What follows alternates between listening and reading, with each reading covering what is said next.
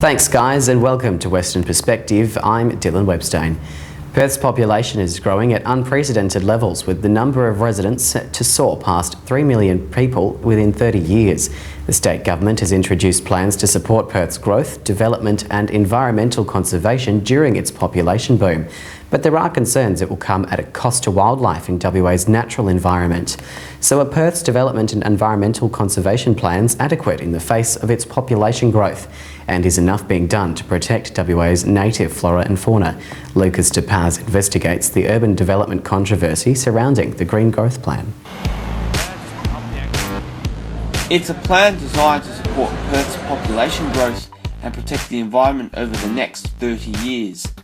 But despite aiming to prepare for an increasing population and conserve Western Australian wildlife, there are concerns the Green Growth Plan could do more harm than good.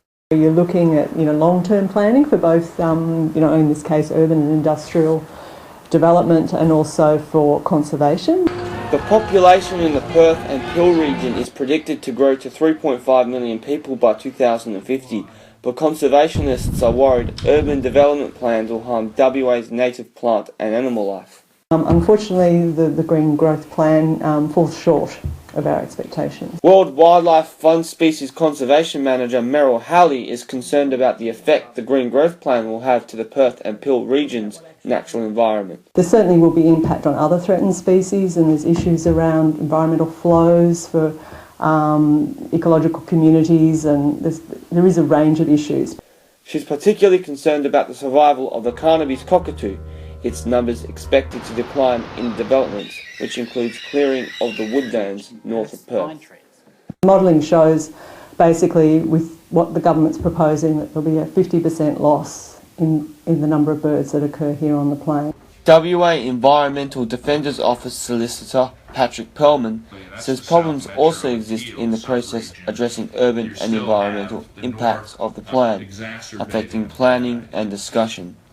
I think it could be doing a better job. The maps that we've been given, those weren't released until the later part of March. Given the amount of material and the scope of the issues under consideration, I think the comment period is probably a bit too short, especially when some of the really critical information has only come out in the last month. And this is very difficult for the public to get its head around. But the state government says the Green Growth Plan guarantees the protection of the Perth and Peel region's wildlife, as well as development to support population increases. It provides certainty regarding the protection of the Perth and Peel region's unique natural environment, but it also has a balanced outcome in that it provides certainty in terms of the development which is required to support our growth as a city from 2 million people to 3.5 million people. However, Mr. Jacobs says effects to the environment are expected and unavoidable. Nobody in government is pretending for a second that we can go from a population of 2 million people, that we can expand our state's economy, and in particular the Perth and Peel region's economy, to 3.5 million people without an impact. Of course there will be an impact. And that negative impacts to the environment is what Meryl is trying to prevent for the environment's future. It's long term, so we need to be considering future impacts like climate change, for example. In 30 years, we will be seeing much more impact caused by a drying climate. So how is the plan addressing that? So there's some of those sorts of issues that aren't addressed that well.